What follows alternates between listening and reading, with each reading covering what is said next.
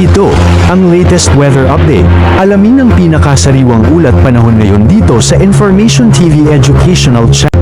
Dalawang LPA ang minomonitor natin at sa kasalukuyan nga po ang isa dito ay nasa loob na ng ating area of responsibility. Ito po yung ating minomonitor over the past few days.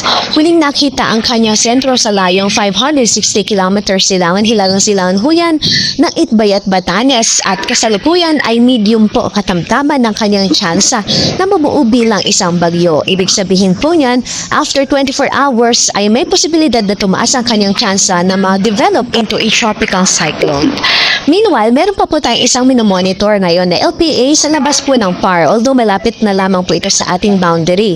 Ang huling sentro po niya, ang huling estimate po na ating sentro nito ay sa layo 1,460 kilometers silangan ng Central Luzon.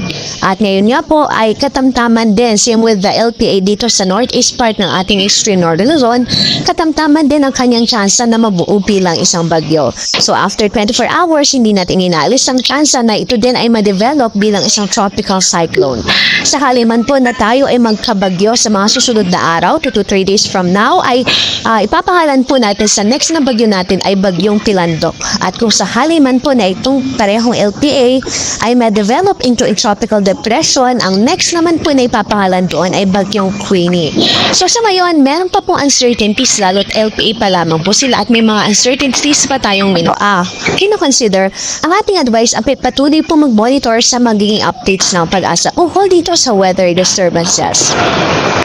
Samantala, itong LPA po dito sa extreme northern Luzon, ito po primarily ang naghahatak o nag-enhance ng habagat sa ngayon at sa kasalukuyan, yung habagat po or enhanced habagat ang nagdudulot ng halos buhos ng mga pag-ulan dito sa Zambales, Bataan, maging dito po sa Benguet, La Union, Pangasinan, Tarlac at Occidental Mindoro. So very concentrated yung mga pag-ulan doon ngayon sa westernmost portion ng Luzon dahil sa patuloy na pag-epekto po ng habagat. Samantala dito sa Metro Manila, sa natitirang bahagi pa halos ng Central Luzon, dito sa natitirang bahagi pa ng Ilocos Region, sa Cordillera Administrative Region, at maging dito po sa ilang bahagi ng Calabarzon ay patuloy din makaranas ng katamtaman hanggang sa kung minsan ay matinding pagbuhos ng ulan, especially during thunderstorm occurrences. So, ang ating payo ay patuloy po rin pong mag-ingat, especially po sa mga banta ng mga pagbaha, especially po sa mga low-lying areas at sa mga lugar na malalapit po sa ilog. Samantala sa natitirang bahagi naman ng Luzon at dito po sa Visayas, maulap din dyan na rin ang papaurin at may mahina hanggang sa katamtamang pagbuhos ng ulan din na inaasahan bunsod pa rin ho ng habagat. But for Mindanao, doon po ngayon medyo mainit ang panahon dahil may anticyclone po na nakakaabot o nakaka-apekto po sa area na ito. So asahan natin, possible pa rin yung mga localized thunderstorms pero mga panandali ang buhos lamang.